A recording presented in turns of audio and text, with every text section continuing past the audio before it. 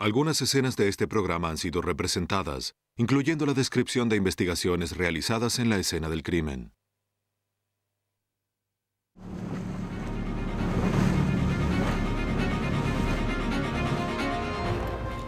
En Montana, una mujer es hallada muerta en la maleta de un auto. Los investigadores luchan por atrapar al asesino a pesar de la escasa evidencia. Una mujer de 33 años muere mientras dormía. La policía de Tennessee debe averiguar si su muerte fue de causas naturales. En Ohio, una mujer abandona a su esposo y 2 hijos. Pero en una investigación de rutina se descubre que su desaparición no fue intencional. Un asesino bien planificado puede desconcertar a los investigadores más expertos. Pero gracias a la ciencia forense se descubre la identidad del culpable y se revelan los elementos de un asesinato.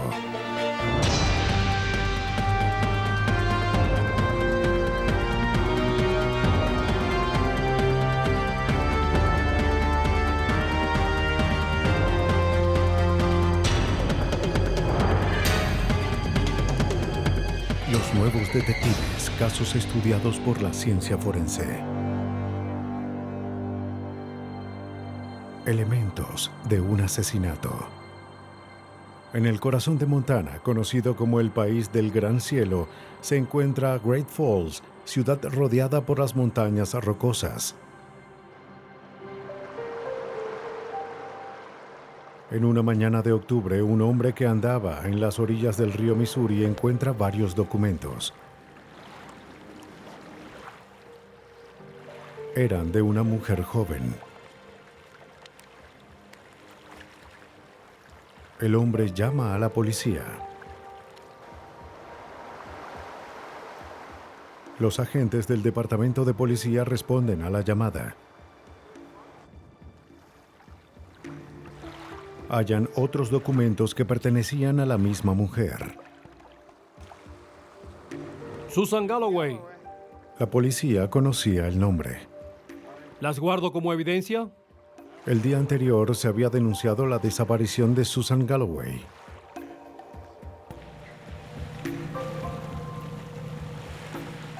Sin saber qué pensar del hallazgo, se ordena a los oficiales que drenen el río. A 6 metros de la orilla descubren el bolso de una mujer. Adentro hallan más documentos de identificación. ¿Qué encontraron? También había $100 en efectivo. Pero ninguna señal de Susan Galloway. La policía local contacta a los padres de la mujer y procede a interrogarlos. Los familiares se inquietan al saber que su hija y el auto habían desaparecido. Todo parece ser tan... Susan se había comprometido hace poco y parecía muy feliz. Me contaba todo.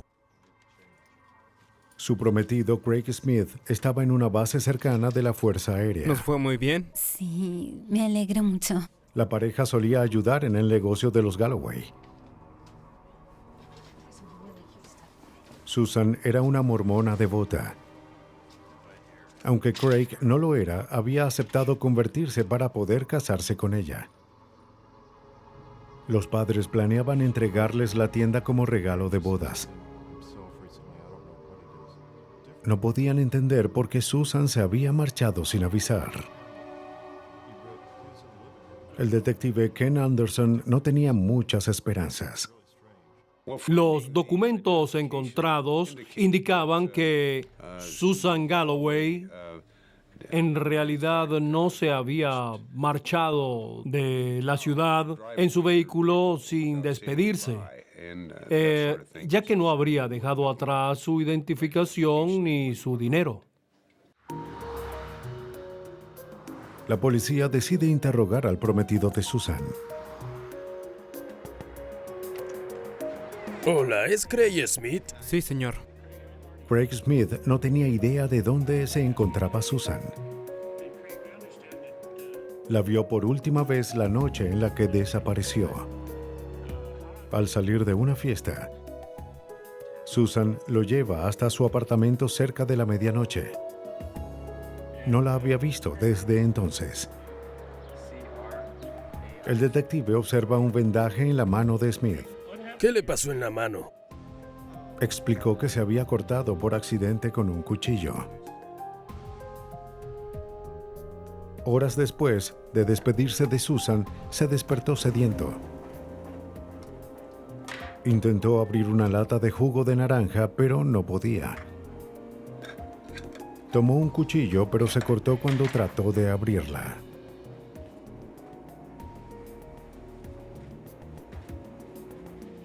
Como su auto no funcionaba, caminó hasta la base donde estaba apostado a fin de que un médico le curara la herida. La policía confirmó que sí había ido al médico. La búsqueda de Susan Galloway no iba a ninguna parte.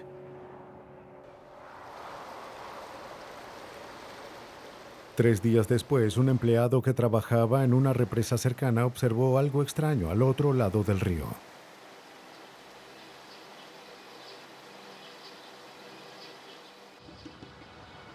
Fue a ver qué era. Cuando llegó al sitio, encontró un auto que había caído en la ladera.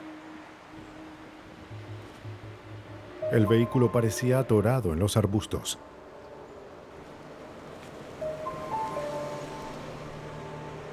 La policía y los técnicos forenses acudieron de inmediato al lugar.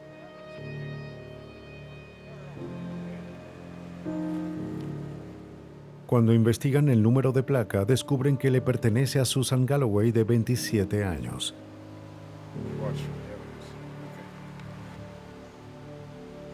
El sargento Anderson baja por la ladera. Por la ventana ve una llave en el arranque del auto. Parecía que no había nadie adentro. Pero en la parte trasera observa rastros de sangre. En la maleta había algo que parecía una huella.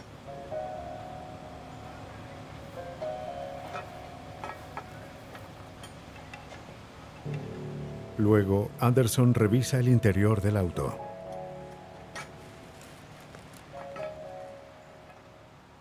El almohadón en la parte trasera del vehículo había sido separado del lugar. En ese momento pude ver un cuerpo dentro de la maleta del auto. La mujer coincidía con la descripción de Susan Galloway. Parece que había sido asesinada. La policía remolca el vehículo y procede a buscar pistas. Adentro del auto, los técnicos encuentran manchas de sangre en el asiento delantero. También descubren varios fragmentos de vidrio verde manchados de sangre. Se toman fotografías a la parte exterior del auto. El cuerpo es transportado a la oficina del forense para su autopsia.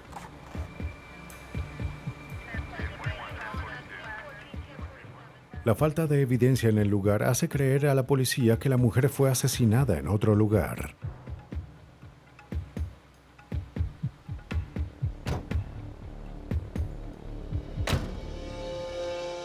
Un perro rastrea el olor de la víctima.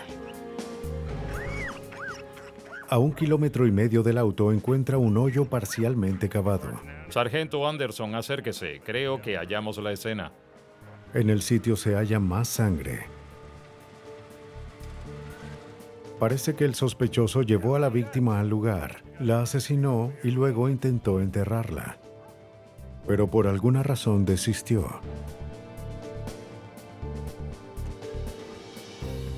El forense confirmó que la víctima era Susan Galloway. Se hallaron fragmentos de una botella verde de soda en su cráneo y cuello. Su arteria carótida había sido cortada y como resultado Susan muere por la pérdida de sangre. Los detectives deben descubrir quién asesinó a Susan Galloway y por qué. Pero sin pistas ni sospechosos evidentes, sabían que no sería fácil.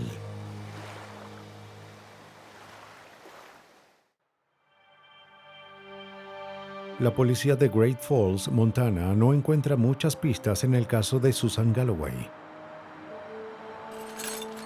La joven había sido brutalmente asesinada con una botella de soda. Luego fue puesta en la maleta de su auto y dejada en un terraplén. No se hallaron huellas útiles en el vidrio ni en el auto. Para atrapar al sospechoso, la policía reveló detalles del crimen a los medios. Poco después, obtienen una pista. Tocó la puerta. Otro hombre apostado en la base creía tener información. Me preguntó, Dígame, ¿a qué hora entró en la habitación? Dijo que en la noche que desapareció Susan vio a su prometido Craig Smith. a las 2. Smith había llegado al cuartel en la madrugada. ¿Qué tal? Observó que su amigo cargaba una pila de ropa sucia. Salí con unos amigos. ¿Qué te pasó en la mano? También notó una herida en la mano de Smith. Bueno, escucha, salí con una chica y... Smith dijo que se había cortado con un cuchillo. Buscaba a un médico para que lo tratara y le pidió a su amigo que lo llevara a casa.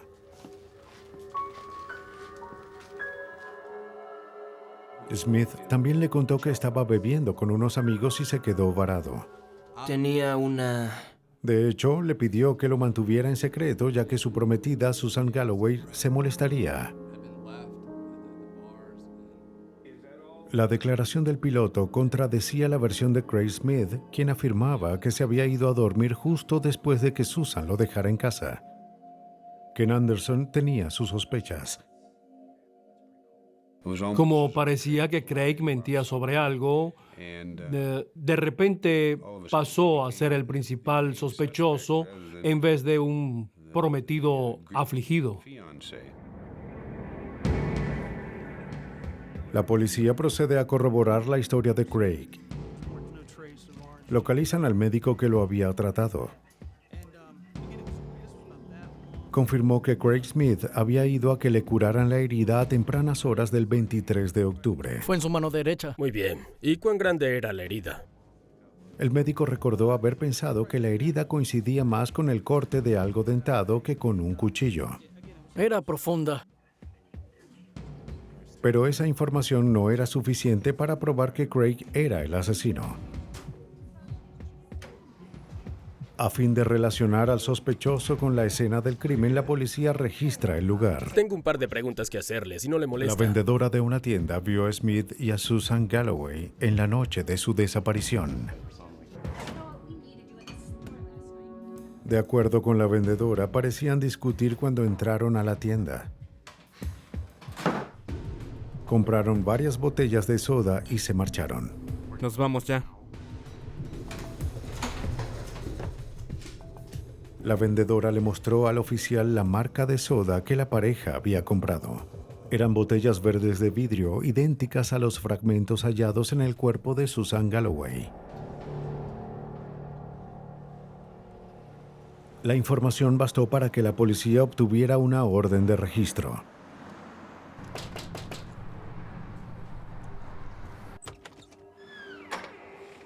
El sospechoso negó de nuevo estar involucrado en la muerte de Susan. Departamento de policía, él es Ken Anderson. Tenemos una orden. Admitió que él y Susan habían entrado en la tienda esa noche.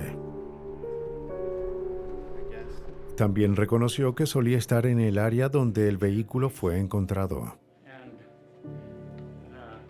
Pero Smith negó haber estado en el sitio donde un hoyo había sido parcialmente cavado, donde al parecer el crimen fue cometido.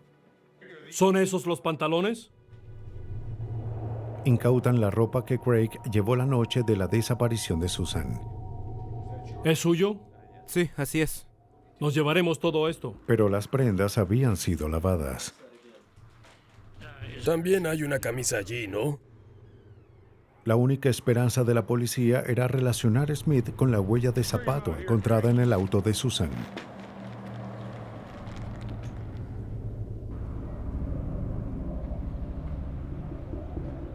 Encuentran un par de zapatos llenos de lodo.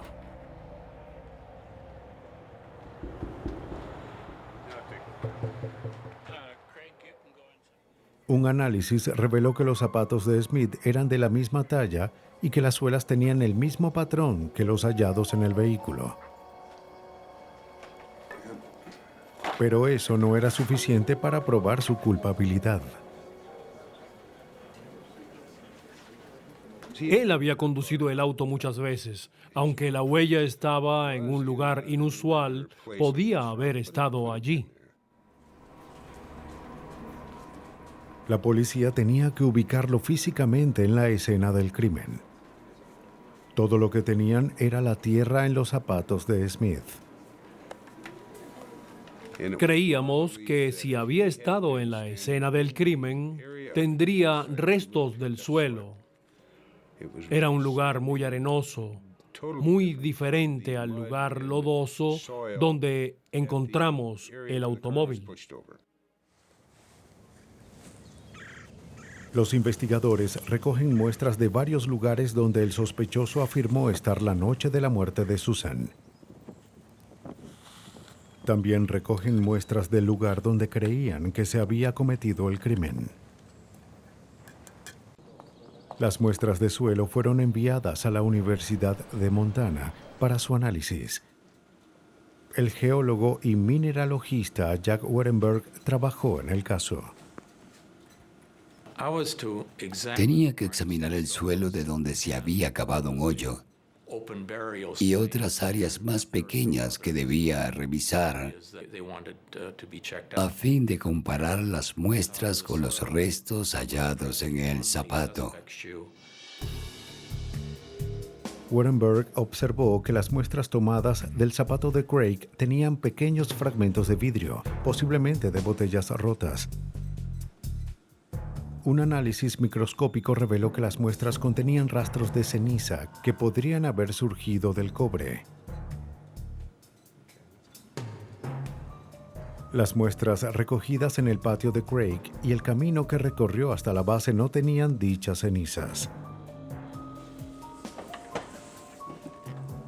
De hecho, solo las muestras en la escena tenían fragmentos de vidrio y cenizas de cobre. La razón era simple. A más de 90 metros del lugar, en las orillas del río Missouri, se divisaba una planta de fundición de cobre. Wettenberg determinó que esa era la única área del condado donde había cenizas de cobre en el suelo. Craig Smith estuvo en la escena del crimen, algo que había negado. ¿Su nombre es Craig? Enfrentado a la evidencia en su contra, Craig Smith confiesa haber matado a su prometida. Admite que quería el negocio familiar de los Galloway, pero no estaba interesado en Susan. Fue acusado de homicidio en primer grado. La policía cree que la pareja tuvo una fuerte discusión la noche del asesinato. Haré lo que yo quiera. Yo soy el que manda. Tú no cancelarás nada. Luego, Craig Smith atacó brutalmente a su prometida. ¡No! Luego la llevó a un lugar apartado para asesinarla y enterrarla.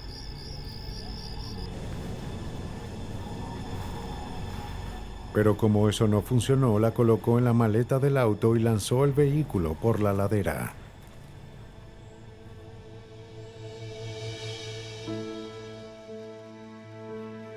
Craig Smith fue declarado culpable de homicidio y sentenciado a 100 años de prisión.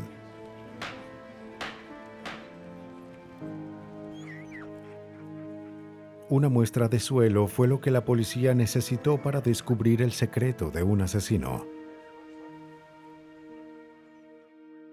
Pero en Tennessee, los detectives deben ir más allá a fin de explicar una muerte misteriosa.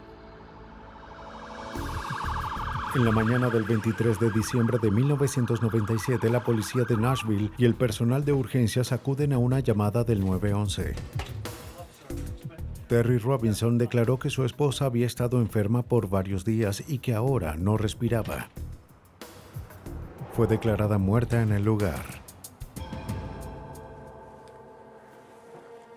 Al no encontrar una causa obvia de muerte, los detectives hacen una investigación de rutina. No veo nada extraño aquí. Bueno, El detective E.J. Bernard fue asignado al caso. Lenora Robinson, de 33 años, yacía muerta en la cama de la pareja.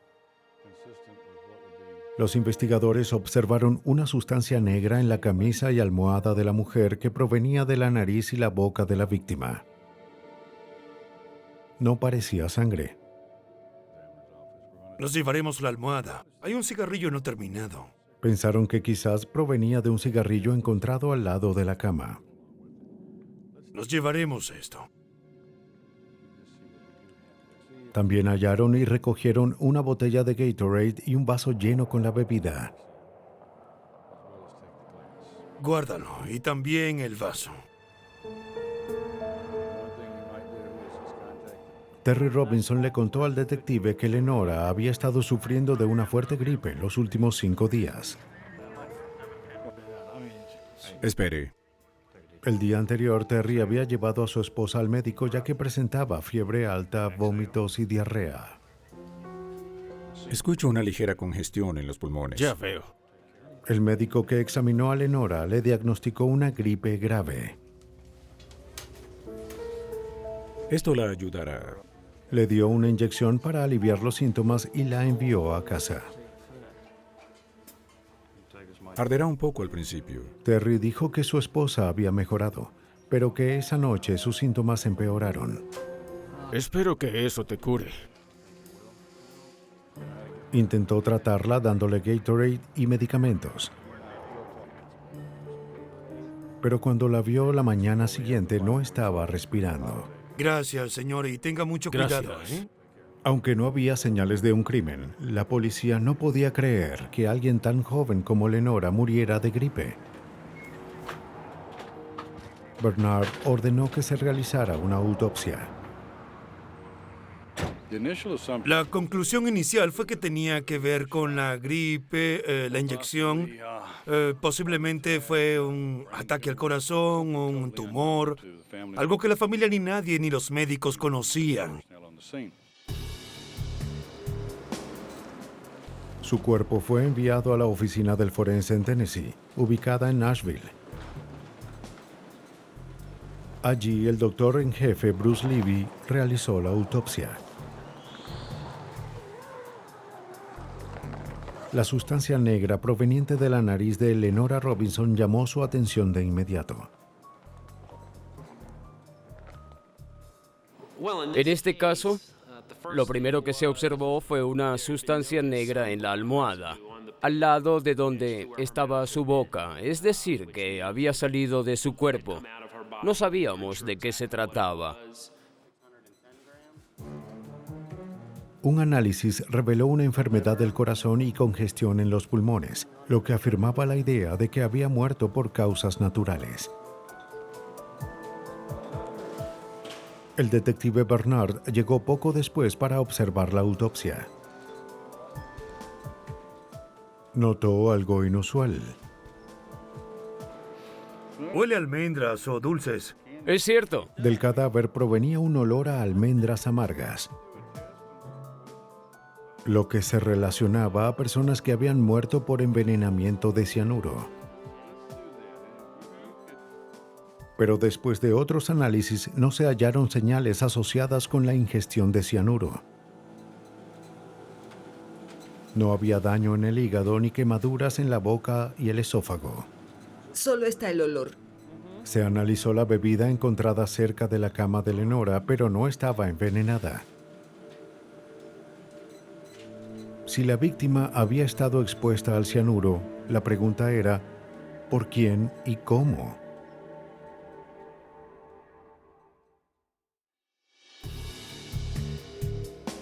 La autopsia realizada a Lenora Robinson hizo creer a las autoridades en Nashville, Tennessee, que su muerte había sido a causa de envenenamiento por cianuro. Para probarlo, se requerían más análisis. El forense extrajo muestras de sangre, tejido y orina. Las muestras fueron llevadas a toxicólogos forenses. Para determinar la presencia de veneno, las muestras se mezclan con químicos que reaccionan al cianuro.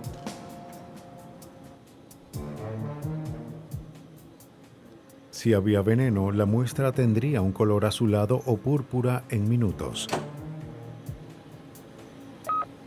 Las muestras de tejido resultaron negativas. Pero las de sangre y orina dieron positivo en cuanto al veneno.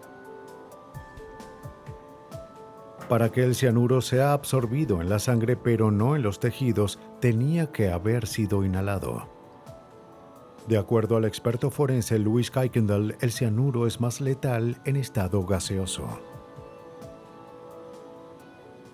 Típicamente, la persona tiene convulsiones, también problemas en el estómago, pero en 30 segundos o quizás 2 minutos entrará en coma y morirá muy rápido. El forense Bruce Levy comunica los hallazgos a la policía. EJ, es Bruce. Tengo los resultados del examen de Lenora Robinson. Resultó positivo para cianuro. Pero la policía no podía determinar la causa de la muerte hasta descartar que se tratara de un envenenamiento accidental o de suicidio. EJ Bernard pudo descartar ambos escenarios con rapidez. No había notas suicidas. Como ella habría muerto minutos después de ingerir el cianuro, habría dejado evidencia a la vista, pero no había nada. El señor Robinson afirmó que no había limpiado el lugar. Complicada. La policía creía que Lenora Robinson había sido asesinada. Para saber por qué, interrogan a la madre y al padrastro de la víctima. Ambos afirman que el matrimonio tenía problemas. Según la madre de Lenora, la pareja sufría de graves problemas financieros. ¿Cómo esperas que pague las deudas si no tenemos dinero? La razón por la que no tenemos dinero... No les iba bien en el pequeño negocio que manejaban juntos. La tarjeta de crédito se supone que las lo deudas sabes. se acumulaban. Hay que pagar de alguna forma. Lo que causó resentimiento e ira entre la pareja. ¿Será? Veamos, tenemos... El año pasado... Sus padres dijeron que Lenora había considerado la posibilidad de un divorcio. Quiero hablarles sobre eso. También dieron otra pista. Terry había trabajado como exterminador y como parte de su labor manejó venenos peligrosos. No tenía mucho, ya que antes de que se casaran... Para obtener una orden de registro en contra de Terry, la policía necesitaba saber si él podía crear vapores de cianuro. Un fumigante lo encuentras en varios pesticidas, especialmente pesticidas industriales. Kuykendall confirmó que se trataba de un proceso muy simple. Hay que ir e incautar eso. Le da a la policía una lista de objetos para buscar. Con una orden, la policía regresa al hogar de Terry. El sospechoso afirma su inocencia. Pero mientras Bernard registra los documentos de la pareja, encuentra una carta que Lenora había escrito a su esposo. En ella lo amenazó con un costoso y amargo divorcio. Con la lista de químicos usados para transformar cianuro en vapor, Bernard registra el garaje del sospechoso. Allí encuentra varios objetos que podían haber sido utilizados. También incauta varios recipientes con líquidos no identificados. En el laboratorio, Kuykendall analiza las sustancias encontradas en la vivienda. Pero los resultados no fueron los esperados. De lo que EJ me envió, ninguna sustancia tenía suficiente cianuro para lastimar a alguien si la ingería o tocaba. La investigación volvía al punto inicial. Para crear un caso, la policía dependía de la evidencia circunstancial. Su mejor maniobra sería probar que el sospechoso podía obtener el cianuro. Los detectives contactan a un ex empleado de Terry en la compañía de fumigación en la que trabajó años atrás. Necesito su ayuda. El hombre confirma que Terry trabajó allí y que usaba cianuro.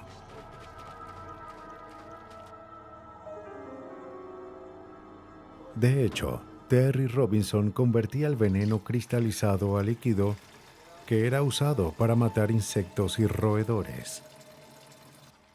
Tiene un fuerte olor. El empleado no había visto a Terry en mucho tiempo y no sabía si se había llevado algún veneno cuando dejó la compañía. Eso es todo, ¿no? El detective E.J. Bernard se niega a rendirse. Bien, lo haré. Muchas gracias.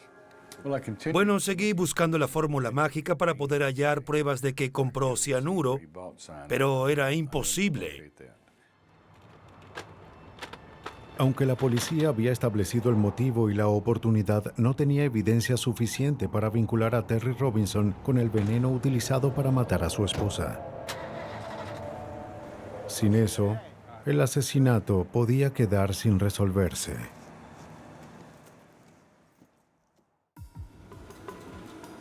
Los médicos forenses de Nashville habían determinado que el envenenamiento de Lenora Robinson se trataba de un homicidio. Pero no habían podido vincular a su esposo Terry Robinson con el vapor de cianuro usado para matarla. Pero luego encontraron el indicio que necesitaban. El tío abuelo de Lenora fue a hablar con la policía. ¿No le importa si le hago unas preguntas? ¿Su nombre es Roy Blanton? Recordaba que Terry le había pedido ayuda para eliminar un nido de avispas cerca de su casa. ¿Le pagó para hacerlo? Me alegro de verte. Yo también. ¿Qué tenemos aquí? El tío abuelo aceptó y fue a la casa de Terry para darle varios insecticidas y venenos. Me desharé de ellas. Sí, está bien. Entre ellos había tabletas de cianuro. Aunque era evidencia circunstancial, la policía pudo obtener una orden para arrestar a Terry Robinson. ¿Le contó algo sobre esos químicos? El 30 de junio, la policía regresa a la casa de Terry y lo arresta. Robinson fue acusado de homicidio en primer grado por la muerte de su esposa. La policía cree que Terry Robinson se aprovechó de la enfermedad de Lenora para librarse de un matrimonio infeliz, deudas acumuladas y un posible divorcio.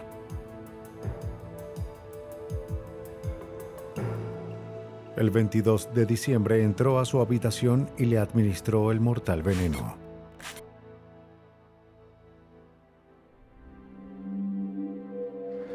El 15 de octubre de 1999, Terry Robinson fue hallado culpable de homicidio en primer grado y sentenciado a 51 años de prisión.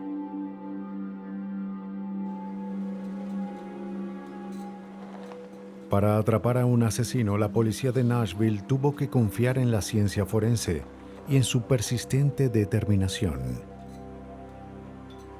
Pero existen criminales que conocen las tácticas de las fuerzas policiales. Atraparlos se convierte en todo un reto. Con una población menor a 8,000 habitantes, Belpre, Ohio, es una comunidad unida y amigable.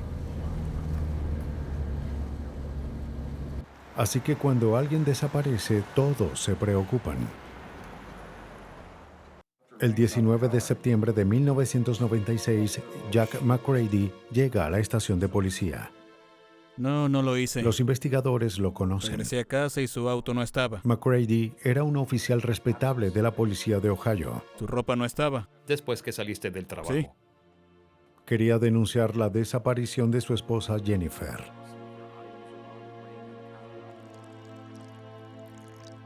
Dijo que la vio por última vez en la mañana cuando se alistaban para ir al trabajo. ¿Me ayudas con esto, por favor? Claro. Sí, seguro. Jack dijo que no notó nada inusual en ella esa mañana. Aunque tenían problemas, pensó que las cosas habían mejorado. Está listo. Bien, gracias. Bueno, debo irme. Luego se enteró de Bien. que Jennifer Adiós. no llegó al trabajo esa mañana. Jack sospechaba que su esposa tenía una aventura y temía que hubiese huido con otro hombre, dejándolo con sus 2 hijos. El detective Dave Garvey concordaba con él. Cuando llegó a casa, lo primero que vio fue el anillo de bodas de Jennifer en la cocina. Revisó la casa y notó que algunas cosas de ella no estaban, como sus maletas y fotografías. La policía no tenía razones para sospechar un crimen, pero decidió investigar. Procedieron a interrogar a los vecinos. Uno de ellos creyó haber visto a Jennifer salir de la casa esa mañana. Cerca de las 10 de la mañana vio la camioneta de Jennifer salir de la entrada hacia la calle de forma errática. Pero el vecino admitió que no vio el rostro de Jennifer. Bien. Pero sabía que era su auto y no había visto a nadie más manejarlo. Eso es todo. ¿Está bien? Gracias. Días después, la policía recibe una llamada. Un auto idéntico al de Jennifer fue encontrado en un estacionamiento. Jack McCready se dirige a la escena y confirma que es el auto de su esposa. Los investigadores registran el vehículo. No hallan señales de lucha ni de ningún crimen. Pero incautan el auto para analizarlo minuciosamente.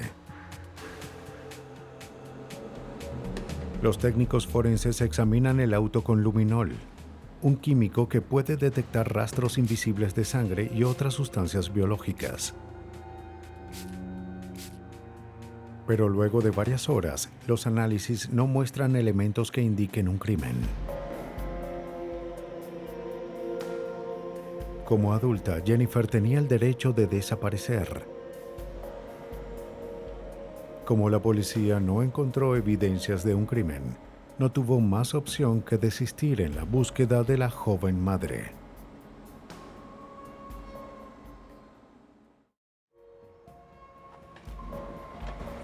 Los detectives de Belpre, Ohio, no hallaron evidencia que probara que la esposa del oficial Jack McCready había sido víctima de un crimen. Hay que seguir buscando. Sí.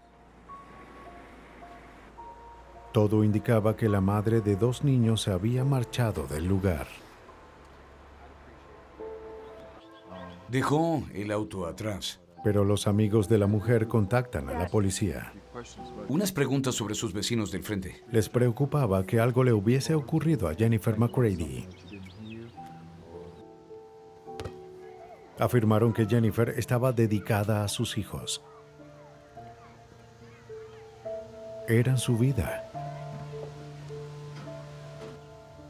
Nadie que la conociera creía que abandonaría a sus hijos. Tampoco creían que tuviese una aventura, como afirmaba Jack. Ella nunca haría eso. Pero Jennifer pensaba divorciarse de su celoso y posesivo esposo. Luego, una testigo suministró información. Dijo que al momento de la desaparición de Jennifer vio un vehículo de policía en un área remota afuera del pueblo. La descripción del oficial coincidía con la de Jack McCready. Pero como la mujer había dado información poco confiable antes, Dave Garvey creía que en esta ocasión hacía lo mismo. Pero sin pistas adicionales, los detectives decidieron ir al lugar que la mujer indicó.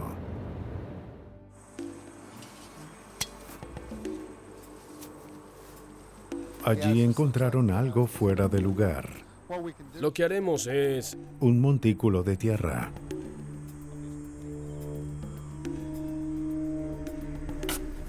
Cavaron unos pocos metros y hallaron una prenda. Encontré algo. Parece un... El hallazgo fue seguido de un olor a descomposición. Se enviaron técnicos forenses al lugar.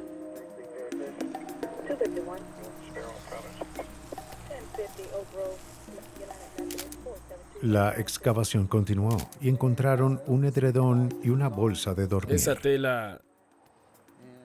La tela envolvía restos descompuestos. La cabeza estaba cubierta con una bolsa de plástico. Cuando se retiró la bolsa, uno de los oficiales identificó el cadáver como Jennifer McCready. Lo que haremos ahora es... La mujer llevaba pijamas, lo que no consistía con la declaración de su esposo de que la vio por última vez cuando se vestía para trabajar. Como rutina, se recogen muestras del suelo alrededor de la escena. Los técnicos se llevan el edredón y la bolsa de dormir para analizarlos.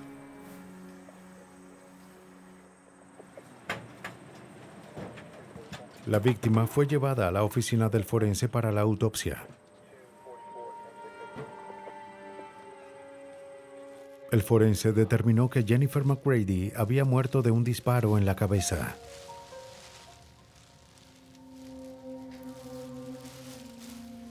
La bala de una Magnum 357 fue enviada al laboratorio.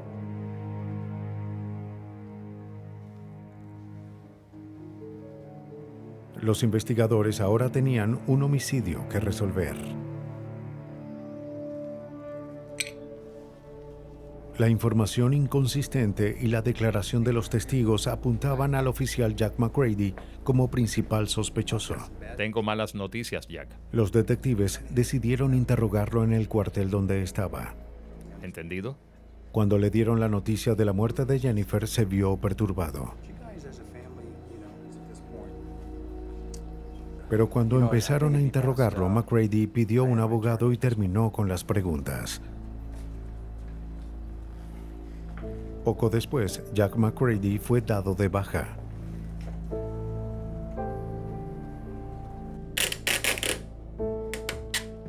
Los investigadores esperaban hallar más con la evidencia encontrada. Los elementos tomados de la escena del crimen fueron enviados al Laboratorio Criminal de Ohio para su análisis. Cuando examinaba la evidencia, la criminalista Michelle Jessor descubre docenas de fibras sintéticas. También halló hebras de fibra de vidrio adentro de la bolsa de dormir. Hallar el aislante de fibra de vidrio dentro de la bolsa fue algo muy inusual, en mi opinión, ya que producía picor. Por eso no era algo que uno quisiera tener en ese tipo de objetos.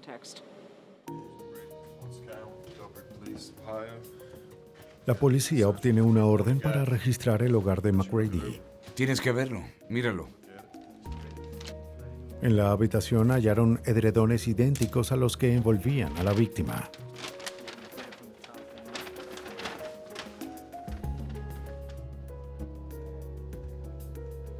También tomaron muestras de fibras que fueron comparadas con las encontradas en la escena.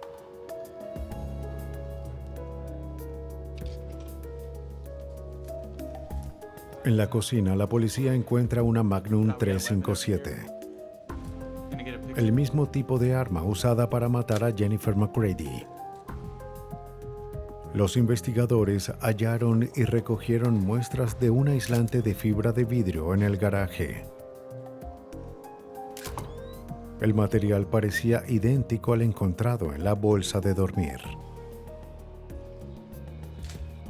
Luego observaron otra pista potencial. Había varias palas y algunas estaban llenas de tierra. Aunque McCready afirmó que había trabajado en el patio, la policía las confiscó. Los forenses procedieron a analizar toda la evidencia. Michelle Jessor descubre que las fibras encontradas en el hogar de McCready tenían todas las mismas características de aquellas halladas en el edredón donde estaba la víctima.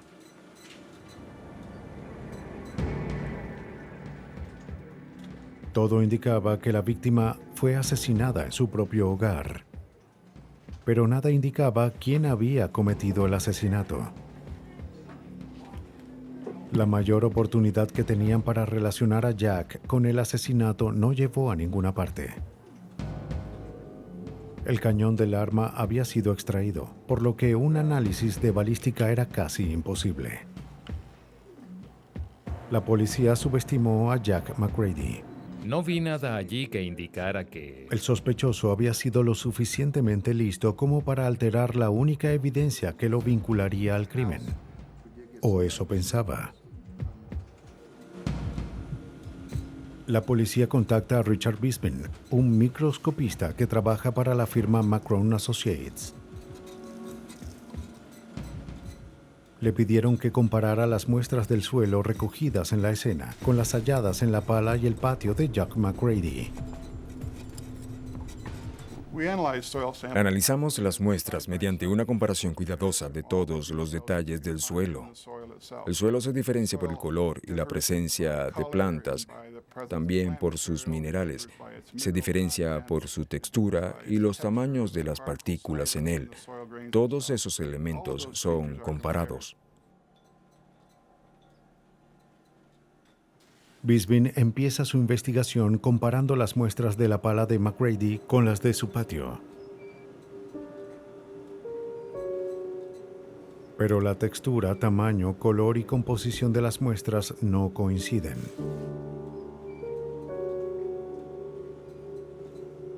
Pero cuando compara el suelo de la escena con las muestras de la pala, encuentra una similitud tras otra. Concluimos que la tierra en la pala era similar a la de la escena y podía provenir de allí. Y pudimos demostrar que el suelo de la escena era diferente en cuanto a su clasificación al del lugar donde vivía el acusado y que, además, el suelo era diferente de otros en el condado. Poco después, el oficial de policía Jack McCready fue arrestado y acusado del asesinato de su esposa Jennifer.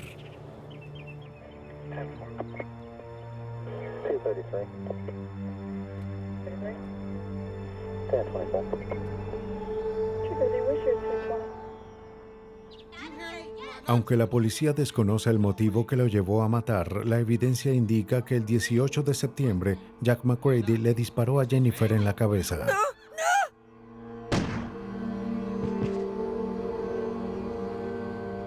Para cubrir su crimen, la entierra en un lugar remoto, regresa a casa y altera el cañón del arma. A pesar de sus precauciones, Jack McCready fue hallado culpable de asesinato y sentenciado de 15 años a cadena perpetua. Hay asesinos que toman medidas extremas para salirse con la suya.